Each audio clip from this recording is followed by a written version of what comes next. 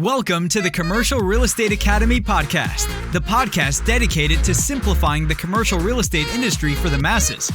Each week, we sit down with industry experts to dissect the many facets of commercial real estate and extract valuable lessons you can apply to your business. Whether you're a new or seasoned business owner or investor, the Commercial Real Estate Academy podcast will be your go-to resource for all your commercial real estate needs. Now, here are your hosts, Raphael Collazo and Jeff Walston. Welcome to the Commercial Real Estate Academy podcast. I'm your host, Raphael Collazo, here with my co-host, Jeff Walston. How's it going, my friend? It's going great here at Louisville, Kentucky. It's sunny outside. It is warm, not blazing hot like it has been in the past couple weeks, but I'm excited about the weekend. What about yourself, Raphael?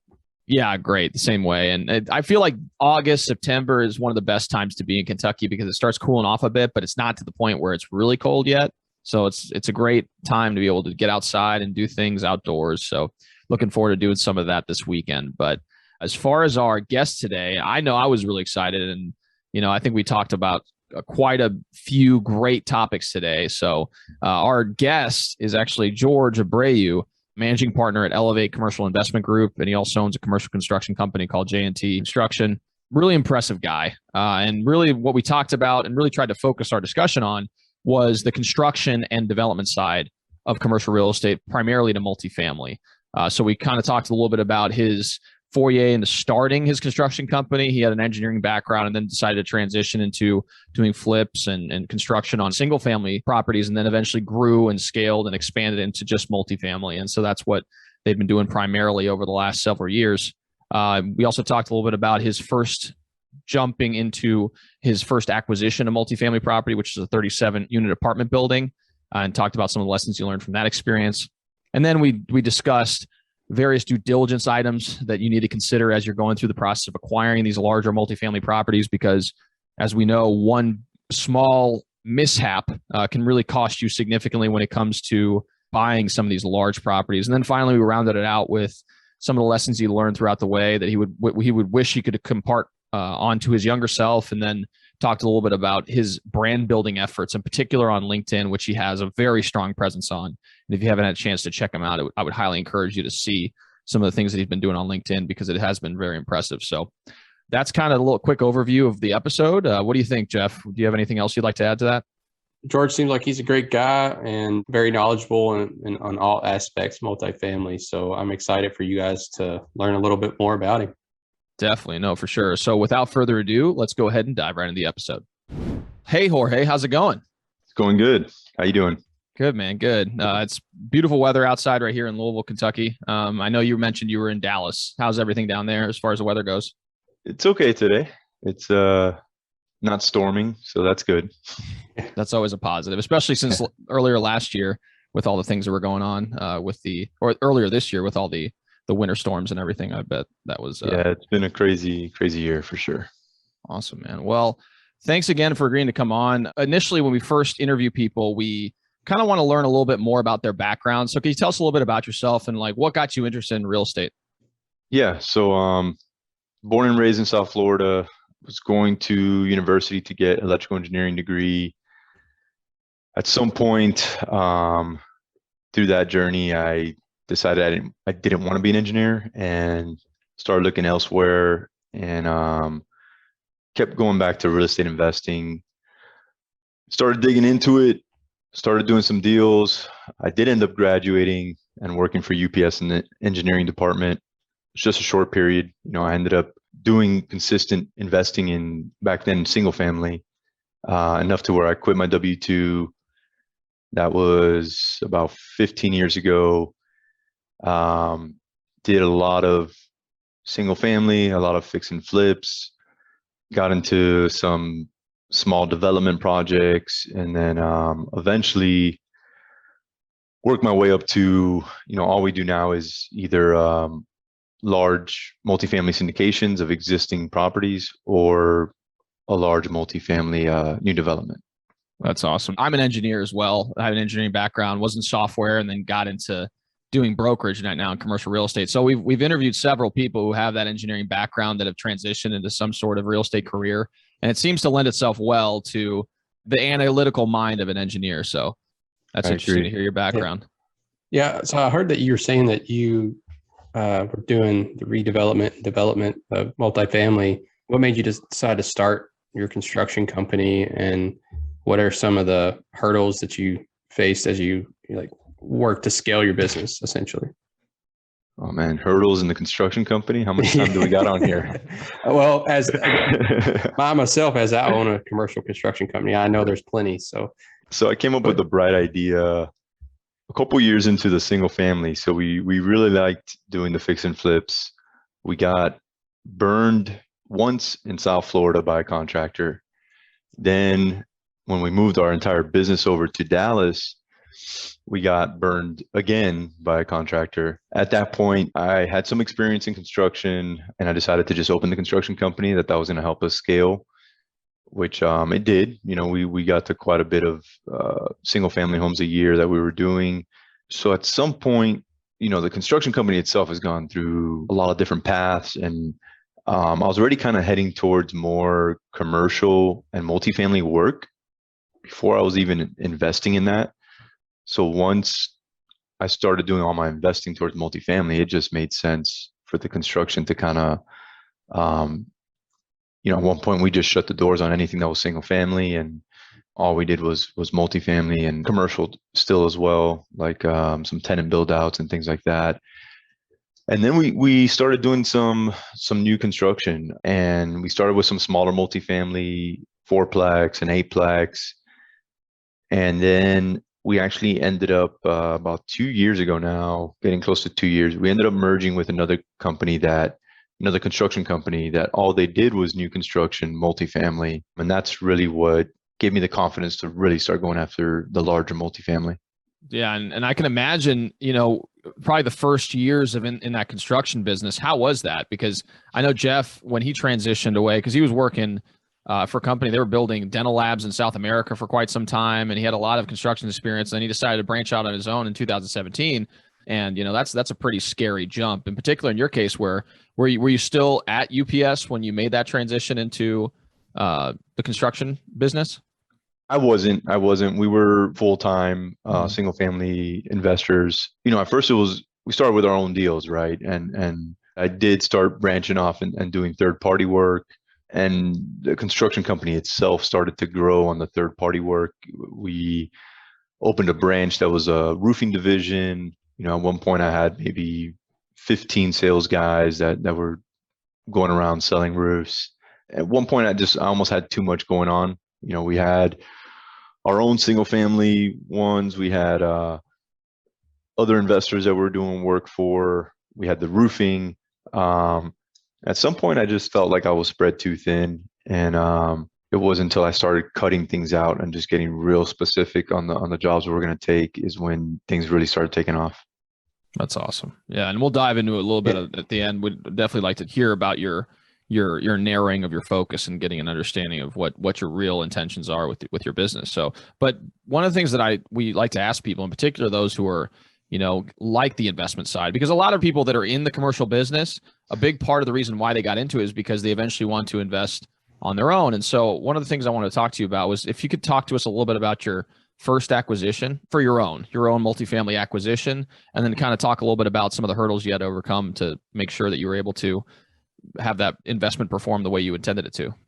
Yeah, the first one, it was a 37 unit, which, you know, I thought maybe we had to start small, which I now realize that that's not the case. It was actually more work than some of the, you know, 200, 300 plus unit ones that I have. It just requires you to be more hands-on with a smaller amount of units. You can't afford the payroll to hire, you know, the proper staff on site. So I guess let me start from the beginning. So one struggle taking that project down was we didn't have the experience to get a commercial loan. So we partnered with somebody that did. You know, they were a co-GP on the deal. Pretty much all they did was sign on the loan, and they brought in some of the equity as well. We hadn't raised equity on the single family. We had a couple private lenders, and they were funding everything pretty much, and then some of our own money. Two things we had to overcome, you know, being able to sign on a loan and then raising equity. And then as far as the asset management part of it, one of the big things we learned is go with bigger units. That was a C minus property, but in a B class area. So I mean, we had to re-tenant the whole thing and just kind of logistically figuring out how to do that, and get new tenants in when you still have the guy next door selling crack, or it's yeah. Yeah, that's crazy. And I can imagine, in particular, if the building itself has a bad reputation, trying to change that reputation. I know several syndicators that have purchased these types of properties, and they almost have to you like rename the property. As Pretty much every property we do at this point, we're almost doing a complete rebrand.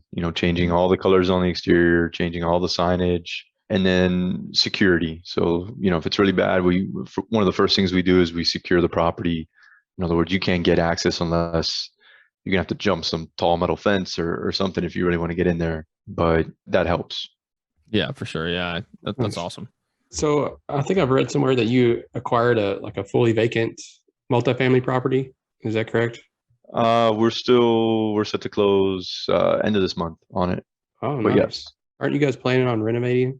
Totally. Yeah. I mean, it's in pretty bad shape. A lot of deferred maintenance, and then it went through some rough patches after the freeze. Yeah. Which you mentioned earlier. Yeah. A lot of broken pipes on the water lines and also on the chiller lines. So that's how it ended up getting 100% vacant, and the seller was not built to handle that type of project. So yeah, I'm curious, how did you put the deal together? Was that the freezing pipes one that helped him lean to sell, or what? Yeah, they decided to sell. So they tried making I'm trying to shorten the story, but sure. even before the freeze, they had started to do some CapEx, and they were saw cutting the parking lots to fix the concrete, and they hit a service line that took out the power to half the buildings. Then they put a generator in to power it up, and one of the units caught fire because of the way the generator was distributing the power. So I mean, it was a whole chain of events that kind of came together to where they found themselves with 100% vacant property and a lot of work to do, and internally they were not built for something like that. So they decided to off market try to find somebody to buy it, and luckily we had made a connection with the broker, and he brought us a deal. That's awesome. Wow. Yeah, and I can imagine there's probably quite a few inherent issues with buying a property of that scale that is also vacant. So I guess as far as the business plan goes, your goal really is to get that property from where it is right now into a fully occupied property. And what's usually the timeline for something like that? Or is this the first time you've ever done something similar? 100% vacant. Yes. I mean, we've done some pretty, maybe like 50% vacant or so, but either way, same concept. Obviously the longer this property sits, the more we're going in the red, right? Sure, we're spending money to so our goal is going to be to go phase by phase. We're going to pick the easiest building, needs the less amount of work, knock that out, start leasing some units, and kind of just keep going that way so that we start getting some income while we're still fixing it. Sounds like a solid plan. I mean, it's some hurdles in there, right? You got to keep the job site clean enough where you can have some residents still move in and whatnot. Ideally you would leave it all vacant and just do all the work, but this way works out better, obviously, getting some income. Definitely take it down in phases too. So that's probably a smart approach for definitely. So one of the things that investors have to deal with is going through the process of doing your due diligence.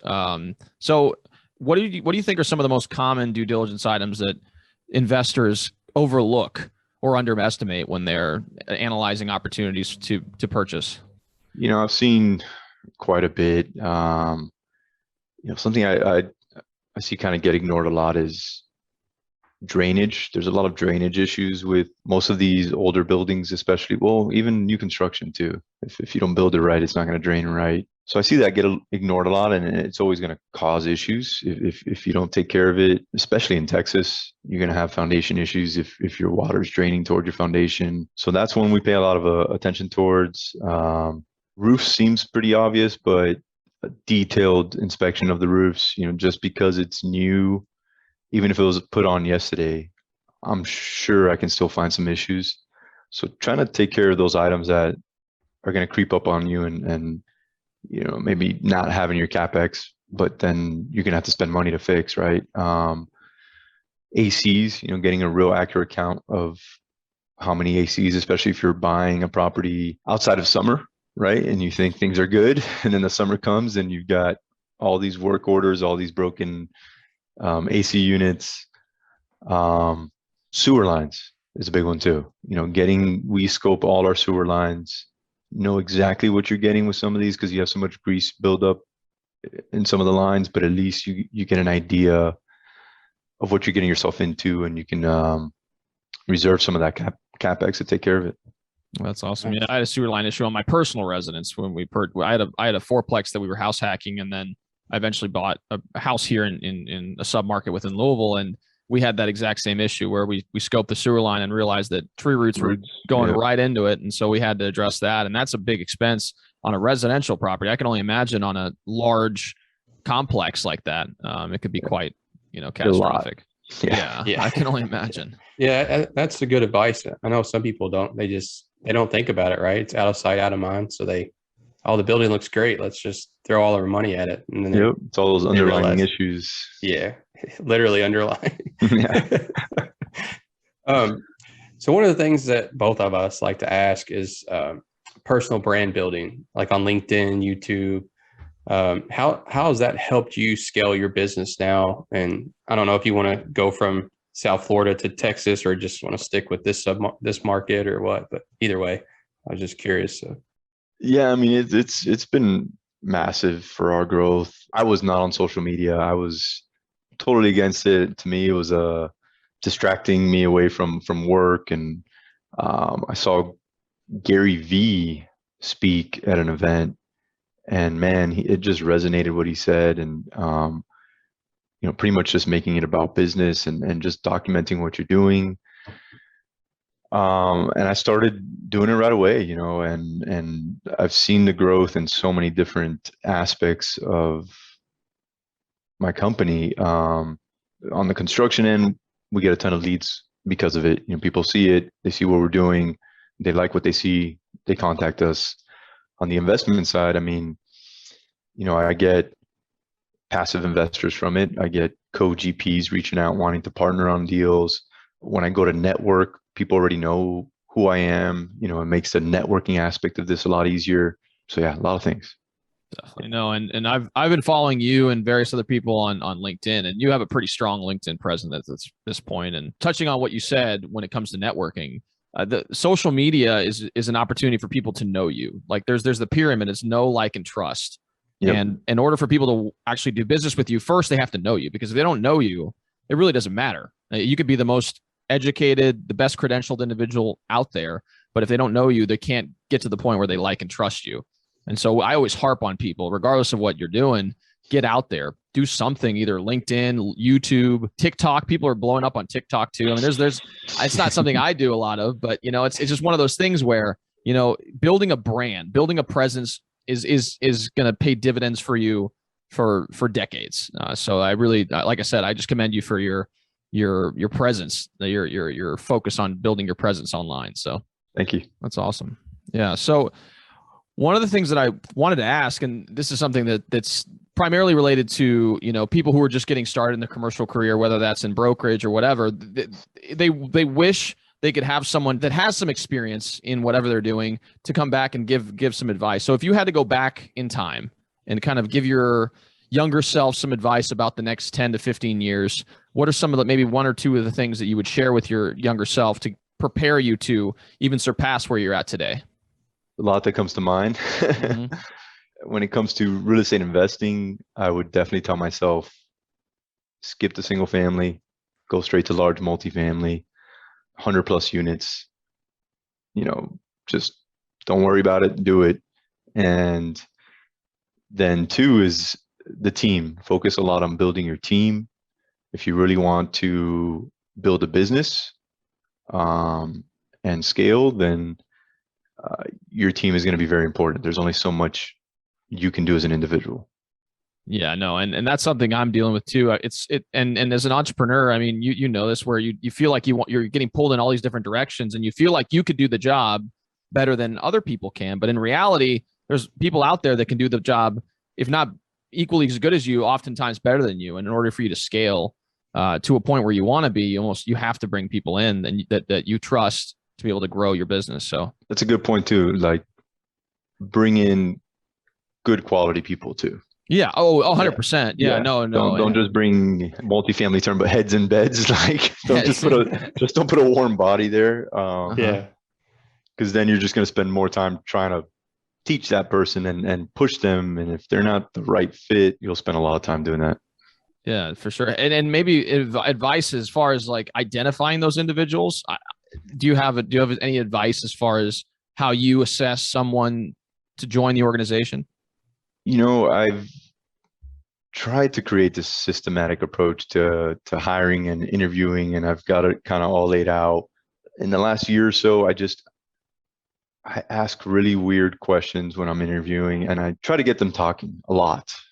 I've noticed the more someone talks, they're either going to say something that talks them into the job or talks them out of the job more than none. And then giving them real situations and kind of seeing how being very vague when you do this, like not giving them a lot of direction on where to go with it. I'll give you an example. So on the construction end, I'm looking for an estimator. I'm going to tell them, hey, somebody just called us. They've got this multifamily apartment. They're looking to do this, and this. Walk me through. How are you going to get this project estimated? What are you going to do? Who are you going to contact? And I just let them talk and see what they tell me. And that can tell me if they're really thrown into that situation, what are they going to do? Yeah, for sure. No, and I was mentioning to you earlier, I was actually at a national conclave for SIGEP this past weekend, and one of the award winners for a particular award, he actually started Square. He was one of the early, founders of Square, and he was talking about how he goes through the process of hiring people, and he pretty much he told the audience, he's like, I pretty much try to convince them not to work for me, and if they're still interested in working for me after that hour talk, then we're probably in a good situation, because they're going to be able to deal with all the negative things that come across when you're dealing in a startup environment. Obviously, as you're looking to scale your business, you are a startup. So there's going to be things where you're just kind of doing things on the fly.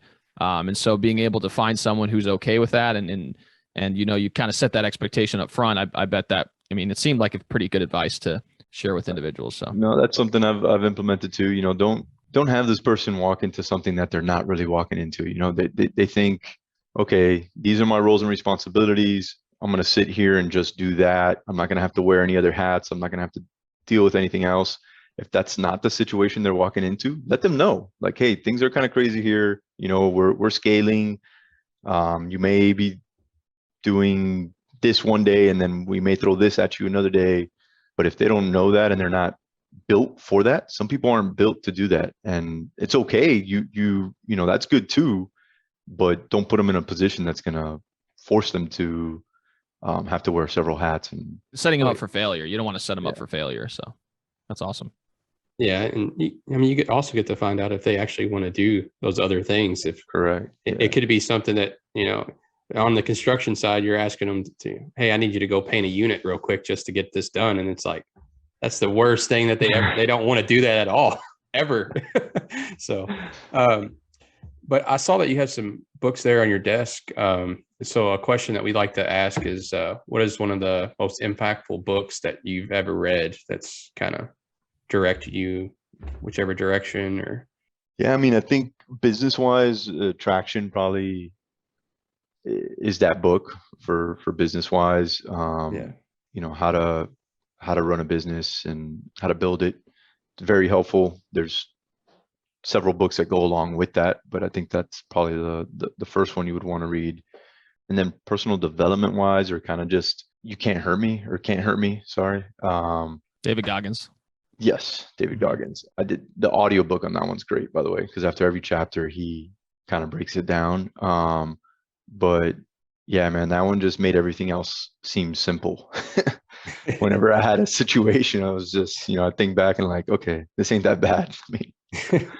That's awesome. Yeah, David Goggins, for those of you guys who don't know, is a savage. I mean, he was a Navy SEAL, and he does ultra marathons and all these other things, and he's just a world class badass. And listening to that book, you get a sense that whatever you're dealing with in your own life is not as painful or difficult than what he's trying to deal with. So yeah, it's definitely a great book. And Traction, I've read Traction as well. It's a phenomenal book for those of you guys who haven't checked out. It's definitely worth a read. So kind of to round out this interview, what we usually like to do is we like to ask our guests to provide something to the commercial real estate treasure chest. Essentially what that is, it's a repository of resources that we offer to all our listeners that talk about different concepts within commercial real estate. And this could be like a helpful PDF, ebook, etc. So just wanted to ask, what do you think you'd be willing to contribute to the treasure chest today?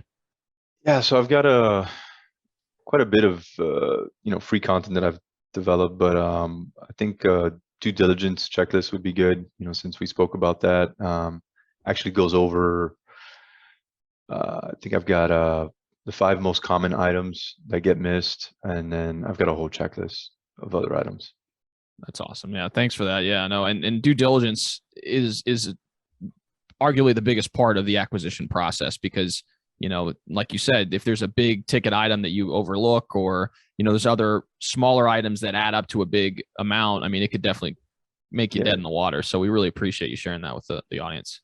It's your time to make an educated, no or go on the deal for sure. And being organized too with approach, because there's definitely people out there that they try to take a good approach to due diligence, but they don't have like an actual physical document. And I don't know if you've read the Checklist Manifesto by Atul Gawande, but he talks about how he was able to reduce the amount of issues within an operating room just by providing a checklist that they go through before surgery. So they were able to drop issues within the surgical room by like 70 or 80%. He was implementing all these checklists within operating rooms around the country. And Atul Gawande is a professor at Harvard Medical School, and he's a doctor as well. Great book if you ever get a chance to read it. So really, I just wrote it down. You did? Yeah, it's worth it. I mean, and it talks about, again, checklists, and then just like you said, documenting things. So, implementing like the flight checklist. When airline pilots walk through their checklist, there's a reason why they do that. So they don't miss something and then increase the likelihood of a plane crash occurring. So, yeah. So Jorge, to further round out, if someone was needing to contact you or get a hold of you and maybe possibly want to do a deal with you, and what is a way that everyone could get in contact with you and learn more about you and your business? Yeah, if they want to, shoot me an email, tell me that they heard this podcast. My email is George or Jorge, JORGE at elevatecig.com. They can also check out my website, elevatecig.com. A lot of free content on there as well. We'll include that in the show notes below as well, guys. So if you guys are listening to this on, Apple Podcasts or watching this on YouTube, it'll be down in the description below. So awesome. Well, first off, thank you so much, Jorge, for stopping by. We really appreciate your time. If you guys are watching this on YouTube, feel free to like and subscribe to the channel. It really helps the YouTube algorithm, ensures more and more people can hear this message. If you're watching this on Apple Podcasts, be sure to subscribe and leave a 5-star review. We really appreciate all the support, and we'll see you guys all next week.